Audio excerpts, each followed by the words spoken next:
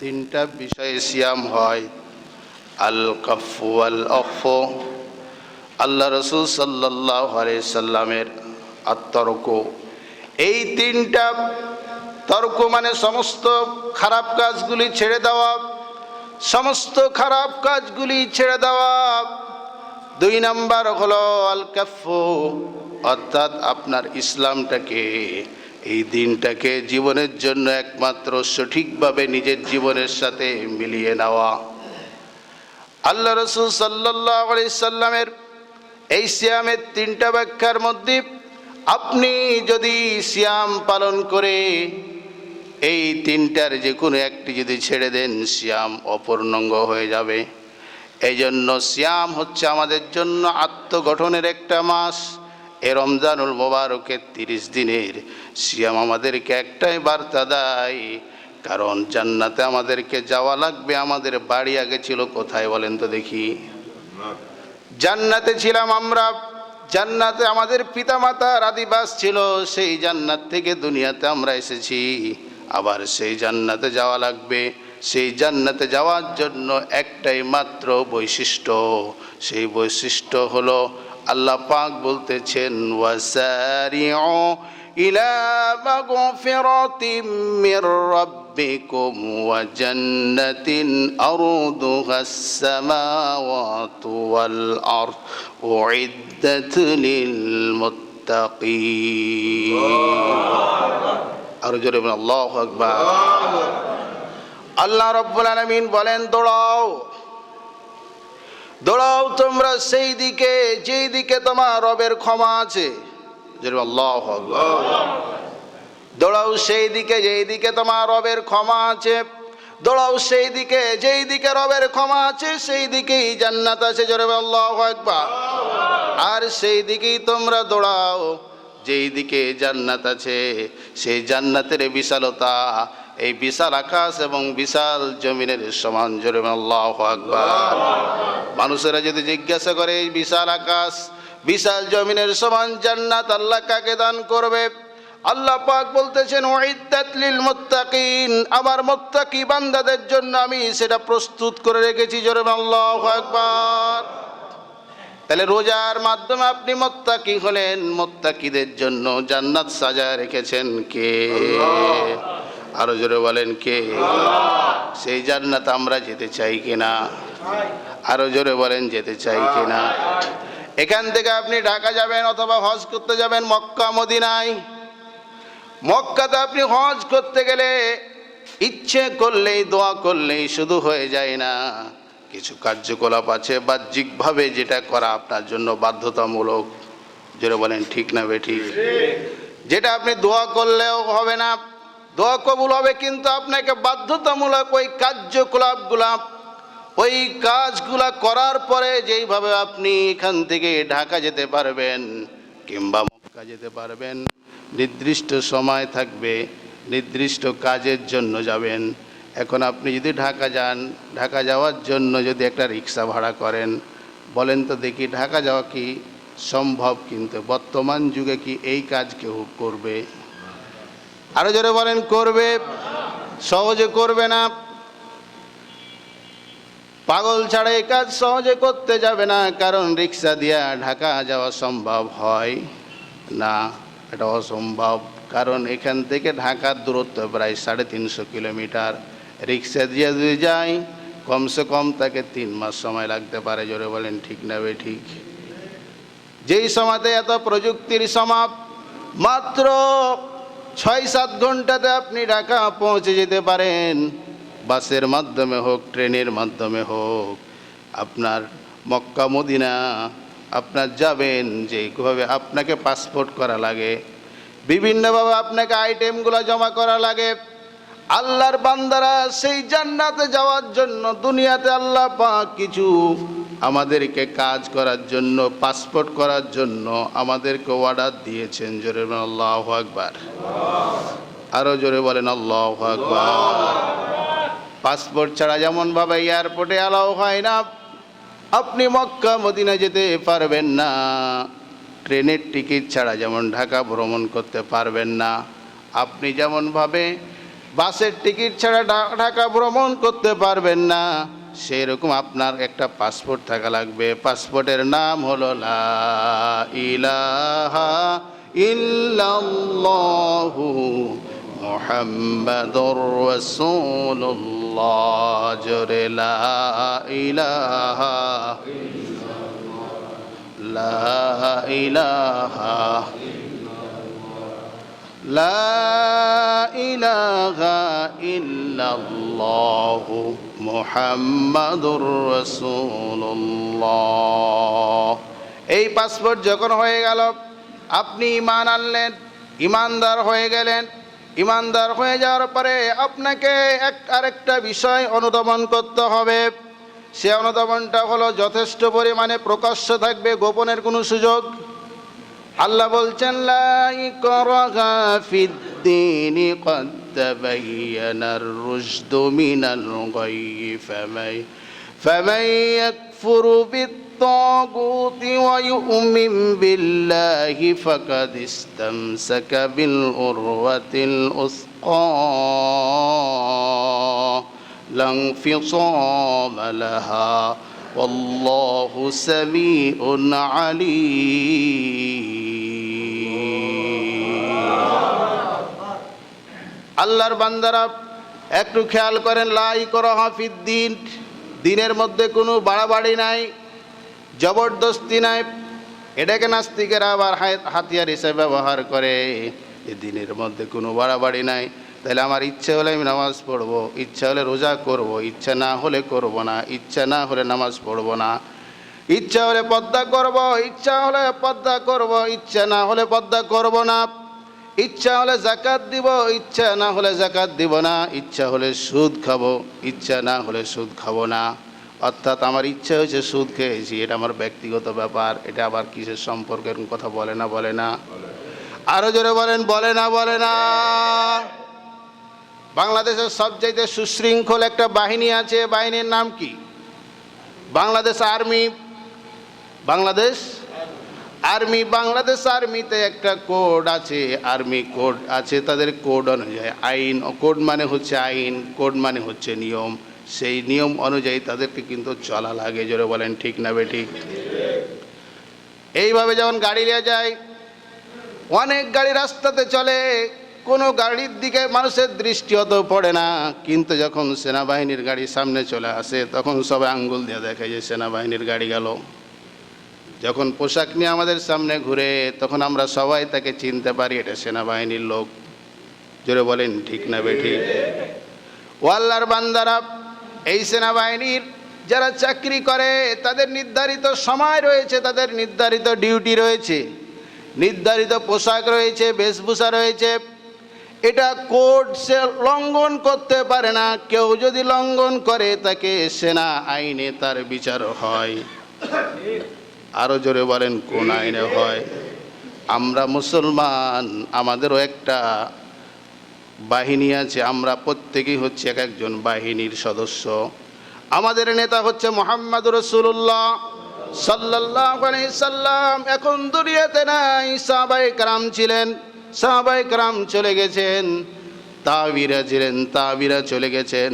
এখন মুসলমানদের কমান্ডার হচ্ছে সমস্ত ওলামায়ে কেরাম। জোরে বলেন আল্লাহু আকবার। এজন্য আলেমেরা হচ্ছে কমান্ডার, আর আপনারা হচ্ছেন আলেমদের কি? বাহিনী। এখানে নির্ধারিত একটা কোড আছে, নিয়ম আছে, পদ্ধতি আছে। ইসলাম মানতে গেলে আপনাকে কোড, নিয়ম, পদ্ধতি অনুযায়ী মানতে হয়। ইচ্ছা করলে আপনি নামাজ পড়বেন, ইচ্ছা না হলে পড়বেন না। ইসলামে থাকার আপনার অধিকার নাই, কারণ ইসলাম হচ্ছে কারোর উপর চাপিয়ে দেওয়া হয়নি। আপনি যেমনভাবে সেনাবাহিনীর কোনো সদস্যকে তার আইন বহির্ভূত কাজের জন্য শাস্তি দিলে যেমনভাবে তাকে দোষী বলতে পারবেন না, কারণ সে সেনাবাহিনীর নিয়ম অনুযায়ী সে ভর্তি হয়েছে, স্বীকার করে যে সেনা আইন আমি অনুসরণ করব, অনুকরণ করব, সম্মানের সাথে মেনে নিব, শাস্তি মাথা পেতে মেনে নিব। এই জন্য আমি এই বাহিনীতে যুক্ত হলাম। জোরে বলেন ঠিক না বেঠিক? আপনি হচ্ছেন মুসলমান, এক একজন মুসলমান হচ্ছে আল্লাহর সৈনিক, জোরে বলেন আল্লাহু আকবার। আল্লাহর সৈনিক, আল্লাহর আইনকে ইচ্ছে হলে মানবে, ইচ্ছে না হলে মানবে না, এমন কোনো ভূমিকা রাখতে পারে? আরো জোরে বলেন পারে না। সকাল থেকে সন্ধ্যা পর্যন্ত, শহরের পর থেকে সন্ধ্যা পর্যন্ত আপনি সিয়াম পালন করছেন। আপনার বাড়িতে হালাল খাবার রয়েছে, কত সুন্দর পানি রয়েছে, ফলমূল রয়েছে। আপনি ইচ্ছা করলে ঘরের তালা লাগায়া পানি খেতে পারবেন, গোসলখানাতে গিয়ে পানি খেতে পারবেন। তৃষ্ণাও লেগেছে, বলেন তো দেখি আল্লাহর কোনো বান্দা রোজা অবস্থায় কি এই কাজটা করেছে যে গোপনে পানি খেয়েছে? আরো জোরে বলেন খেয়েছে? খায় নাই। এটাই হলো আল্লাহর আইন। আপনার ইচ্ছা হচ্ছে পানি খাওয়া, কিন্তু আপনি খান না। ভয় করছেন কাকে? আল্লাহকে ভয় করছেন। এই জন্য আপনি রোজাকে যেইভাবে অনুকরণ করলেন, সালাতকে আপনাকে সেইভাবে মানতে হবে। যারা বলেন ঠিক না বেঠিক? রোজার বিধান কোরআনুল কারিমে মাত্র 4 জায়গায় এসেছে। রোজার কথা কয় জায়গায় এসেছে? 4 জায়গায় এসেছে। আর সালাতের বিধান, সালাতের কথা এসেছে 82 জায়গাতে। তাহলে রোজা যেভাবে মানুষেরা পালন করছে, রোজা যেভাবে মানুষেরা অনুকরণ করছে, আল্লাহর বান্দারা বলেন তো দেখি সালাতের গুরুত্ব তার চাইতে বেশি দেওয়ার দরকার ছিল কিনা? কিন্তু আমাদের সমাজে দেখেন সালাতের গুরুত্ব খুব কম। সালাতের গুরুত্ব কি কম। রোজা শেষ আর এক শ্রেণীর মুসল্লি মসজিদ থাকাও শেষ। জোরে বলেন ঠিক না বেটি? আরে জোরে বলেন ঠিক না বেটি? তারাবির জন্য যত উৎসাহ উদ্দীপনা দেখা যায়, ফরজ সালাতের জন্য তত উৎসাহ উদ্দীপনা দেখা যায় না। ওই লোকের মতোই এক লোক তাফসীর শুনে আবেগী হয়ে পড়ছে, যে যখন সে টয়লেটে যাবে মাথায় কাপড় দেওয়া, ঢেকে রাখা, এটা সুন্নাহ। এই হাদিস শোনার পর বেচারি আপনার চলে গেছে টয়লেটে, যা দেখছে মাথায় তো কাপড় দিতেছে, ভুলে গেছে, খেয়াল নাই। এখন কি করবে? সুন্নত তো আদায় করতে হবে। আবেগ বেশি, বিবেক কম। এই জন্য সে এক পর্যায়ে কী করলো, মাথায় লুঙ্গি খুলে মাথায় বেঁধে নিয়েছে, ঢেকে নিয়েছে। এখন বলেন তো দেখি সুন্নত আদায় করতে গিয়ে লঙ্ঘন করলো কি? আরো জোরে বলেন লঙ্ঘন করলো কি? আমাদের ফরজ লঙ্ঘন করা যাবে না, সুন্নত লঙ্ঘন করা যাবে। সিস্টেমারি আমাদেরকে চলতে হবে। এই জন্য আমাদেরকে সুন্নতের গুরুত্ব যেমনভাবে দিতে হবে, ফরজের গুরুত্ব তার চাইতে কয়েকশো গুণ বেশি দিতে হবে।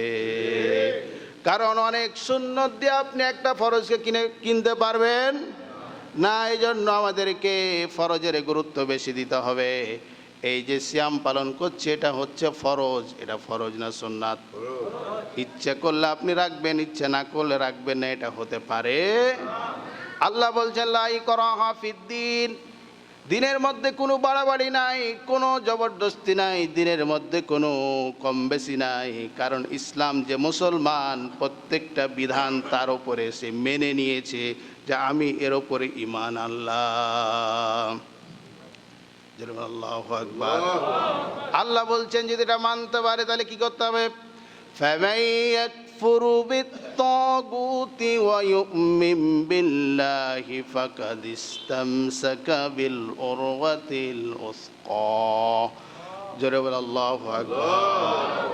ঈমান আনার পূর্বের মুহূর্তে তাকে দুনিয়ার সমস্ত তাগুতকে অস্বীকার করতে হবে। তাগুত হলো আল্লাহ বিরোধী যত আইন আছে, কানুন আছে, যত নিয়ম আছে, পদ্ধতি আছে, প্রথা আছে, সমস্ত পদ্ধতি প্রথাগুলি হচ্ছে তাগুত। ওই তাগুতকে আপনাকে অস্বীকার করতে হবে। আর যখন অস্বীকার করলেন, আল্লাহ বলছেন সে এমন একটা রশি ধারণ করলো, লাং ফিসামা লাহা, সেই রশি কখনো আর ছিঁড়ে যাবে না জান্নাতে যাওয়ার আগ পর্যন্ত। জোরে বলেন আল্লাহু আকবার। সেই রশি হচ্ছে ইসলাম, সেই রশি হচ্ছে দ্বীন, সেই রশি হচ্ছে আমার নবী মুহাম্মদুর রাসূলুল্লাহ সাল্লাল্লাহু আলাইহি ওয়াসাল্লাম। এই জন্য বিশ্বনবীজি বলছেন মান আহাব্বা সুন্নতি ফাকাদ আহাব্বানি ওয়া মান আহাব্বানি কানা মাইয়া ফিল জান্নাত। আল্লাহ রাসূল সাল্লাল্লাহু আলাইহি সাল্লাম বলছেন, যে ব্যক্তি আমার সুন্নতকে ভালোবাসলো সে আমাকেই ভালোবাসলো, যে আমার সুন্নতকে ভালোবাসলো আমাকেই ভালোবাসলো, আর যে আমাকে ভালোবাসলো সে আমার সাথেই পাশাপাশি জান্নাতে যাবে। জোরে বলো আল্লাহু আকবার। এই জন্য এই সিয়ামের গুরুত্ব আমাদের অত্যন্ত, সমাজ ব্যবস্থায় সিয়ামের গুরুত্ব অত্যন্ত। রমজানুল মুবারক বাংলাদেশ নয়, পৃথিবীর সারা পৃথিবীতে রমজান একরকম বার্তা দেয়, আর বাংলাদেশে একরকম বার্তা দেয়। সৌদি আরব, আরব বিশ্বে যখন রমজানের চাঁদ উঠে তখন তাদের ব্যবসায়ীরা কি করে, মূল্য কমায় দেয়, মানুষের জন্য সহজলভ্য করে দেয়, মানুষের আপনার কাছে খাবার তারা পৌঁছে দেওয়ার চেষ্টা করে। আর বাংলাদেশের ব্যবসায়ীরা যখনই আপনার রমজান চাঁদ উঠবে এই সময়তে স্টক করা শুরু করে, আপনার দেখা গেল প্রত্যেক জিনিসের দাম বাড়ানোর জন্য এরা চেষ্টা করে। এক হালি লেবুর দাম যেখানে 10 টাকাতে সচরাচর পাওয়া যায়, 20 টাকাতে পাওয়া যায়, বর্তমানে এক হালি লেবুর দাম নাকি 60 থেকে 100 টাকা পর্যন্ত নিচ্ছে। জোরে বলেন নাউজুবিল্লাহ। এরা ব্যবসায়ী না, এরা হচ্ছে এক একটা আপনার আবু জেহেলের লোক। জোরে বলেন ঠিক না বেটে? এদের থেকে সিন্ডিকেট ভেঙ্গে চুরমার করতে হবে। রমজান এসেছে যেমন এক শ্রেণীর মানুষকে জান্নাতি মানুষ হিসাবে গড়ে তোলার জন্য, আবার এই রমজানে কপাল পোড়া লোক আছে না নাই? আছে না নাই? হাদিস, আল্লাহ রাসূল সাল্লাল্লাহু আলাইহি সাল্লামের হাদিস, শেষ রমজানে যদিও হাদিসটা এসেছে শেষ রমজানের দিকে, কিন্তু আমাদের হাদিসটা আমি প্রথমেই বলছি সতর্কতার জন্য। রমজানের 3 শ্রেণীর মানুষের কপাল পুড়ে গেছে। রমজানের কি 3 শ্রেণীর মানুষের কপাল পুড়ে গেছে। রমজান পাওয়ার পর যারা রব্বে কারিমের কাছ থেকে তার গুনাহগুলিকে মাফ করতে পারল না, আল্লাহর প্রিয় বান্দা হতে পারল না, জান্নাতের উপযুক্ত বান্দা হতে পারল না, ওই ব্যক্তির কপাল পোড়া। আল্লাহ রাসূল সাল্লাল্লাহু আলাইহি সাল্লামকে জিবরিল আমিন বললেন, জিবরিল আমিনের এই দোয়ার বদলাতে রাসূল বললেন যে আমিন। 2 নাম্বার হলো রমজান পাওয়ার পর যে ব্যক্তি তার পিতা মাতার সন্তুষ্ট অর্জন করতে পারল না, পিতা মাতার খেদমত করতে পারল না, পিতা মাতার দোয়া নিতে পারল না, জিবরিল আমিন বললেন ওই ব্যক্তি কপাল পোড়া। বিশ্বনবীজি বললেন আমিন। 3 নাম্বার হলো এই রমজান পাওয়ার পর যে ব্যক্তি বিশ্বনবীর প্রতি দুরূদ পড়ল না, বিশ্বনবীর প্রতি দুরূদ পড়ল না, ওই ব্যক্তি হলো কপাল পোড়া। জোরে বলেন নাউজুবিল্লাহ। বিশ্বনবীর প্রতি দুরূদ পড়া ওয়াজিব করেছেন কে? ইন্নাল্লাহা ওয়া মালাইকাতাহু ইউসাল্লুনা আলান নবী ইয়া আইয়ুহাল্লাযীনা আমানু সাল্লু আলাইহি ওয়া সাল্লিমু তাসলিমা। আল্লাহুম্মা সাল্লি আলা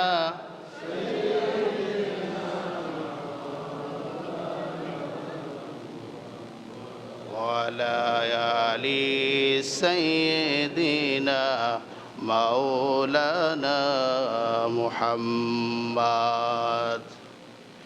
ہونے و پھول تو بلبل کا ترنم بھی نہ ہو، جمن دہر میں کلیوں کا تبسم بھی نہ ہو، بلغ العلا بکمالہ کشف الدجى بجمالہ، حسنت جمیع خصالہ، صلوا علیہ وآلہ۔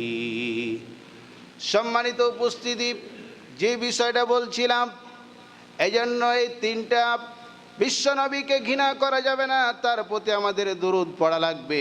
বিশ্বনবীকে ঘৃণা করে পৃথিবীতে এমনও কুলাঙ্গারের বাচ্চা আছে না নাই? আরো জোরে বলেন আছে না নাই? মুহাম্মদ সাল্লাল্লাহু আলাইহি সাল্লামের নাম নেয় অহংকারের সাথে ঢাকা বিশ্ববিদ্যালয় সহ, রাজশাহী বিশ্ববিদ্যালয় সহ এরকম শ্রেষ্ঠ বিদ্যাপীঠগুলাতে কিছু কালপিঠ রয়েছে, ইসলামের দুশ্মন রয়েছে, যারা বিভিন্ন সমাতে ইসলামকে নিয়ে, মুহাম্মদ সাল্লাল্লাহু আলাইহি সাল্লামকে নিয়ে তারা কটূক্তি করে। এদেশের মানুষ যদি তাওহীদ বুঝতো, এদেশের মানুষ যদি ঈমান বুঝতো, বিশ্ব নবীর মর্যাদা বুঝতো, ওই সমস্ত নাস্তিক এবং মুরতাদদেরকে বিশ্ববিদ্যালয় থেকে নয়, বাংলার জমিন থেকে বঙ্গোপসাগরে নিক্ষেপ করতো। জোরে বলেন ঠিক না বেঠিক? কিন্তু এদেশের তাওহীদ বোঝে না রাজনীতিবিদেরা, এদেশের তাওহীদ বোঝে না আমজনতা। এদেশের মানুষেরা তাওহীদ না বুঝার কারণে নাস্তিকেরা আমাদের টাকা খেয়ে আমাদের ওপরে ইসলামের ব্যাপারে অপব্যাখ্যা দেয়। সম্মানিত উপস্থিতি, মানুষের ঈমান যদি বুঝতো, ওই মন্ত্রী যেই দিন বলেছিল খেজুর কেন খাবে তোমরা, বড়ই দিয়ে ইফতার করো, সেই দিনই তাকে বাংলার জমিনে ফাঁসিতে ঝুলানো হতো। জোরে বলেন ঠিক না বেঠি? খেজুর দিয়ে ইফতারি করার কথা বলেছেন কে? আল্লাহ রাসূল সাল্লাল্লাহু আলাইহি সাল্লাম খেজুর দিয়ে ইফতারি করতেন। খেজুর যদি না পাও তাহলে কি খাও? পানি। জোরে বলেন ঠিক না বেঠি? আর ওই নাস্তিক বলল খেজুরের কি এমন দরকার, আমাদের দেশে বড়ই উৎপাদন হয়, বড়ই দিয়ে ইফতার করো। জোরে বলেন নাউজুবিল্লাহ। এই জন্য আমাদেরকে তাওহীদ বুঝতে হবে, শিরক বুঝতে হবে, জাহেলিয়াতকে চিনতে হবে, ইসলামের মূল থিম আমাদেরকে জানতে হবে, আকীদা পরিশুদ্ধ করতে হবে, বিশ্ব নবীজিকে কলিজা দিয়ে ভালোবাসতে হবে। দুনিয়ার পিতামাতা দূরে চলে যেতে পারে, দুনিয়ার সব সম্পদ দূরে চলে যেতে পারে, রাজনৈতিক পদ পদবি সব দুনিয়া থেকে চলে যেতে পারে, কিন্তু বিশ্ব নবীজিকে আমরা এক সেকেন্ডের জন্য আমাদের কলিজা থেকে ছেড়ে দিতে পারি? আরো জোরে বলেন পারি? এই জন্য বিশ্ব নবীজি বলতেছেন, যখন তোমাদের জন্য ফিতনা ফাসাদ হবে, এমন সময়তে মান তামাসসাকা বিসুন্নতি ইনদা ফাসাদি উম্মতি, যখন ফিতনা ফাসাদের সময়তে আমার সুন্নতকে ধারণ করা তোমাদের জন্য খুব কঠিন হয়ে যাবে, ওই সময়তে যদি তোমরা আমার সুন্নতকে ধারণ করো মিআত শহীদ, তাহলে তোমাদের জন্য আমি রাসূল ঘোষণা দিলাম 100 শহীদের সব তোমাদেরকে দান করে দেওয়া হবে। আরো জোরে বল আল্লাহু আকবার। এই জন্য বিশ্ব নবীর সুন্নত আমরা মানব না ছাড়বো? আরো জোরে বলেন মানব না ছাড়বো? বিশ্ব নবীর সুন্নতকে আমরা মানব। আল্লাহ রাসূল সাল্লাল্লাহু আলাইহি সাল্লাম বলছেন, তারাকতু ফীকুম আমরাইনি লান তাদিল্লু মা আন তামাসসাকতুম বিমা কিতাবাল্লাহ ওয়া সুন্নাতিন নবিয়্যিন। বিশ্ব নবীজি বলছেন, আমি তোমাদের কাছে দুইটা জিনিস রেখে যাচ্ছি, একটা হলো কোরআন, আরেকটা হচ্ছে আমার সুন্নাহ। যারা এই দুইটা, আল্লাহ রাসূল সাল্লাল্লাহু আলাইহি সাল্লাম বলেন, এই যে চাবলের দাঁত, এই মাড়ির দাঁতের সাথে শক্তভাবে ধারণ করবে, তোমরা ছেড়ে দিবে না।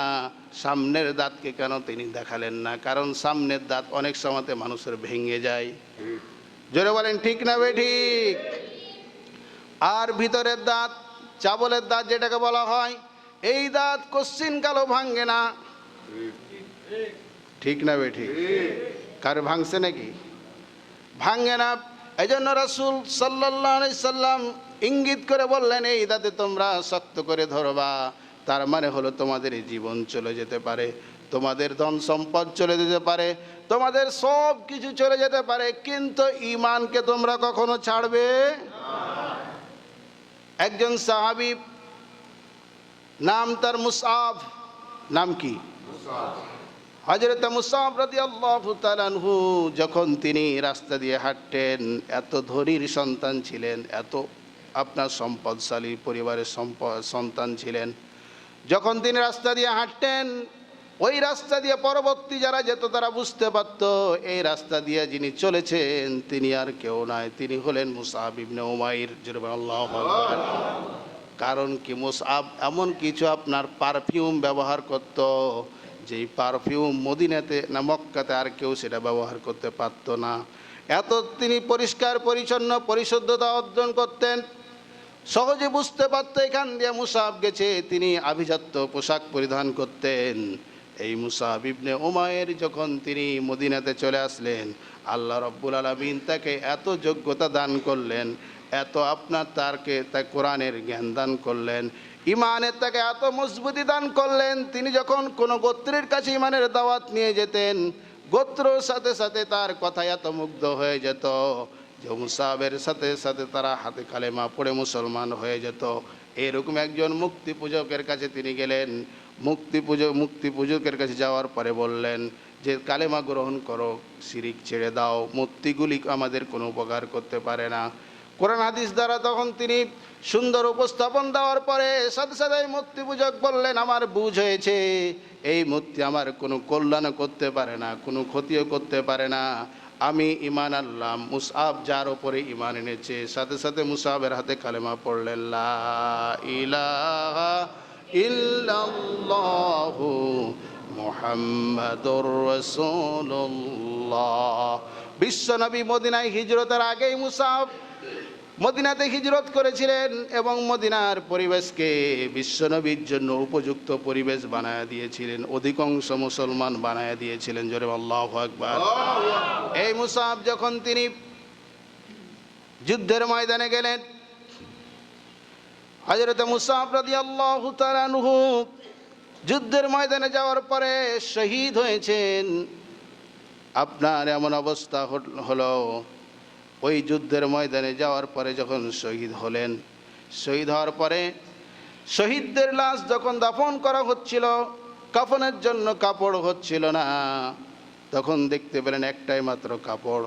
এই কাপড় দিয়ে মুসআবকে যখন দাফন করা হয়, মুসআবের মাথা ঢাকে পা উদাম হয়ে যায়, পা ঢাকে মাথা খোলা হয়ে যায়। এইভাবে কাপড় ছোট হয়ে গেল। ইস্কির নামক ঘাস নিয়ে আসা হলো। ওই ঘাস দ্বারা এমন একজন সম্ভ্রান্তশীল সাহাবীর দাফন করা হলো, করেন তাদের সম্পদ চলে গেছে কিন্তু তারা ঈমান ছেড়ে দেয় নাই। আল্লাহু আকবার। এরকম বহু সাহাবী রয়েছে, তারা সম্পদ ছেড়ে দিয়েছে কিন্তু ঈমান ছেড়ে দেয়। সম্মানিত উপস্থিতি, এ রমজানুল মোবারক আমাদের জন্য দুইটা বিজয় নিয়ে এসেছে। কয়টা? ইসলামের প্রথম বিজয় হচ্ছে কি বলেন তো? ইয়াউমুল ফুরকান, মানে বদরের যুদ্ধ। বদরের যুদ্ধ ছিল ইসলামের প্রথম যুদ্ধ। এই যুদ্ধ 17 রমজান বিজয় লাভ করেছে। জোরে আল্লাহু আকবার। এবং মুসলমানদের আরেকটা বিজয় হয়েছে, সেটা হলো মক্কা বিজয়। এই মক্কা বিজয়ের দিন মুসলমানেরা এই 8 রমজানে বিজয় লাভ করেছিল। জোরে আল্লাহু আকবার। এই জন্য অনেক লোক মনে করে রমজান শুধু রোজা রাখার মাস। বলে না? প্রথম রমজান, প্রথম বর্ষ, দ্বিতীয় হিজরি, মানে রমজান যে বর্ষতে ফরজ হয়েছে, দ্বিতীয় হিজরি বিশ্বনবীজি 313 জন সাহাবী নিয়ে তিনি বদর প্রান্তরে হাজির হয়ে গেলেন। জিবরিল আমিন বললেন, ইয়া রাসূলুল্লাহ, আপনার সাহাবারা রোজা রেখেছে, সিয়াম পালন করছে, সুতরাং সিয়াম অবস্থায় যুদ্ধ করাটা খুব কঠিন হবে। আমি জিবরিল, আমিও রোজা ভাঙলাম। আল্লাহ রসুলকে বললেন, আপনিও রোজা ভাঙেন। সাহাবায়ে কেরামকে রোজা ভাঙতে বলেন। আল্লাহ রসুল সাল্লাল্লাহু আলাইহি সাল্লাম সাহাবীদের সামনে ভাষণ দিলেন আর বললেন, জিবরিল এসে রোজা ভাঙার অর্ডার দিয়েছেন, আমি নবী সর্বপ্রথম রোজা ভাঙলাম। জোরে আল্লাহু আকবার। দ্বিতীয় নাম্বার সাহাবায়ে কেরামকে বললেন, তোমরা রোজা ভাঙো, কারণ এই রোজা আমরা পরবর্তী সময় আদায় করতে পারবো, কিন্তু যদি পরাজয় হয়ে যায় তাহলে ইসলামের নাম নেওয়ার মতো পৃথিবীতে আর কেউ থাকবে? আরো জোরে বলেন, থাকবে? এই জন্য বিশ্বনবী রোজা ভাঙলেন, সাহাবায়ে কেরামকে রোজা ভাঙালেন। তাহলে আপনি এটা গুরুত্ব কোনটার বেশি? রোজার তো গুরুত্ব আছে, যুদ্ধের গুরুত্ব তখন বেশি। এই জন্য মাসালা জায়গা, স্থান, কাল, পাত্র ভেদ হয়। একই মাসালা বিভিন্ন জায়গাতে বিভিন্ন রকম হবে। কারোর জন্য ফরজ হয়ে যায়, কারোর জন্য ওয়াজিব হয়ে যায়, কারোর জন্য সুন্নাত হয়ে যায়। যারা বলেন ঠিক না বেটি? আরো জোরে ঠিক না বেটি? এই জন্য মাসআলা দিতে হয় স্থান, কাল, পাত্র ভেদে। যে এমন মাসআলা দেওয়া যাবে না যেটা ভেঙে চুরে সমাজকে বিনষ্ট করে দিবে। ঠিক না বেটি? সম্মানিত উপস্থিতি, আমাদেরকে বুঝতে হবে এই রোজার বিষয়ে। রোজা আমাদের জন্য দুইটা বিজয় নিয়ে এসেছে। তাগুদের বিরুদ্ধে ইসলামকে প্রতিষ্ঠার জন্য আল্লাহ রাব্বুল আলামিন সূরাতুল বাকারার মধ্যে কত সুন্দর করে বলেছেন, শাহরু রমাদানাল্লাযী উনজিলা ফীহিল কুরআনু হুদাল লিন্নাসি ওয়া বাইয়িনাতিম মিনাল হুদা ওয়াল ফুরকান। আল্লাহ রাব্বুল আলামিন বলছেন এই মাস সেই মাস যেই মাসে আমি কোরআনকে নাজিল করেছি, আর এই জন্য কোরআনকে নাজিল করেছি যাতে করে সত্য এবং মিথ্যার মধ্যে পার্থক্য সৃষ্টি করতে পারে। জোরে আল্লাহু আকবার। কোরআন হচ্ছে সত্য এবং মিথ্যার মধ্যে পার্থক্য সৃষ্টি করা। এই কোরআন সত্য এবং মিথ্যার মধ্যে পার্থক্য সৃষ্টি করে জানা দেয় যে কোনটা আল্লাহর দল আর কোনটা শয়তানের দল, কোনটা আল্লাহর বান্দা আর কোনটা শয়তানের বান্দা। জোরে বলেন ঠিক না বেঠিক? আল্লাহ রাব্বুল আলামিনের বান্দারা, এখন আমরা মুত্তাকি, আমাদের জন্য কি পুরস্কার রয়েছে? এক নাম্বার হলো জান্নাত। জোরে বলেন এক নাম্বার কি? আল্লাহ রাব্বুল আলামিন 29 নাম্বার পারার মধ্যে শেষের দিকে রব্বুল আলামিন কত সুন্দর করে বললেন, ইন্নাল মুত্তাকিনা ফি যিলালিন ওয়া ইউন। জোরে আল্লাহু আকবার। আল্লাহর মুত্তাকি বান্দা হবে যারা, তাদের জন্য আল্লাহ রাব্বুল আলামিন জান্নাতে ছায়ার ব্যবস্থা করে দিয়েছেন। জোরে আল্লাহু আকবার। আল্লাহ রাব্বুল আলামিন বলছেন, ওয়া ফাকিহা মিম্মা ইয়াশতাহুন। সেখানে তারা ফলমূল খাবে বিভিন্ন ধরনের। এই বাংলাদেশ ভারত উপমহাদেশের ফরমালিন যুক্ত ফরমালিন ফল নয়, সেগুলি বিশুদ্ধ ফল হবে। আমরা যে ফল খাচ্ছি তার চাইতে 70 গুণ বেশি সুস্বাদু হবে। জোরে আল্লাহু আকবার। টাটকা টাটকা ফল খাবেন। আর আল্লাহ পাক বলছেন একটা দুইটা না, অফাকিহা মিম্মা ইয়াশতাহুন। বান্দা যত চাইবা তত দেওয়া হবে। ইচ্ছা করবেন সাথে সাথে ফল নিয়ে হাজির হয়ে যাবে, ফল হাজির হয়ে যাবে। জোরে আল্লাহু আকবার। কুলু ওয়াশরাবু হানিয়াম বিমা কুনতুম তা'মালুন। আল্লাহ বলছেন কুলু ওয়াশরাবু, খাও পান করো, হানিয়াম বিমা কুনতুম তা'মালুন। আল্লাহ রাব্বুল আলামিন বলেন তোমরা খাও পান করো ইচ্ছে মতো যা তোমরাদেরকে জানানো হয়েছে। জোরে আল্লাহু আকবার। আল্লাহ পাক বলছে, ইন্না কাযালিকা নাজসিল মুহসিনিন। আল্লাহ রাব্বুল আলামিন বলছেন এটা হচ্ছে আমার মুমিন মুহসিন বান্দার জন্য পুরস্কার। আল্লাহ রাব্বুল আলামিন যেন আমাদেরকে বুঝার, আমল করার তৌফিক দান করেন। সকলে পড়ে আমিন। আরো জোরে বলেন আমিন। রমজানুল মোবারকের পবিত্রতা আমাদের রক্ষা করতে হবে।